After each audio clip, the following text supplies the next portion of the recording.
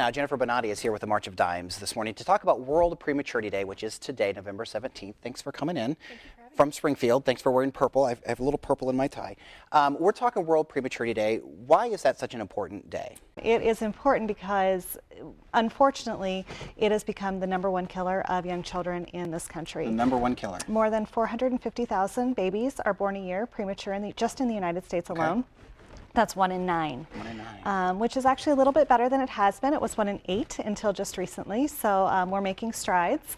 But there's still a lot of work to be done. So today, 60 countries across the world actually celebrate Prematurity Day to put it a little bit closer to the top of their global agenda. You know, a lot of people, if you're a regular to the show, my daughter was premature. That's why this is so important to my heart. But when you think about diseases and illnesses like cancer, and I say cancer affects everybody. You know someone with cancer. You might not necessarily know somebody with prematurity, so why is it important to raise awareness to this? While you or I, well, we both have connections to prematurity, others may not, it actually does affect organizations, businesses, etc. on a global scale, because not only does it affect them, your employees or family personally, it'll affect the business's bottom line with healthcare costs. Okay, that makes well. sense.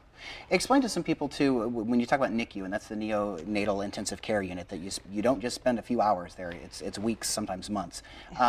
What that experience is like for the families going through this. It is, it depends on the circumstances. There have been glorious stories that have come out of families from the NICU where they have met some of their best friends there. They've become lifelong friends and made those lifelong bonds. But no, this is a very intensive type of situation where these families are there 24 hours a day. They don't want to leave their babies' bedsides, whether they can hold their babies or not. It's so important for most of these babies to have a little bit of that physical contact with their family. Absolutely, absolutely, to understand that physical human contact, and because they're so close to their mother, even if it may be for a short time, to have her there as well to listen to those same sounds that they heard while they were with them. Okay, and success rates have gone up with fatalities in the NICU because of things that the March of Dimes has done. Absolutely, absolutely, and most people don't understand that March of Dimes is not just prematurity, it's also birth defects and infant mortality as well, so we're looking at preventions and cures for all of those aspects. Sure. Well, for my family, thank you for all that you do, and I'm sure many others out there feel the same way.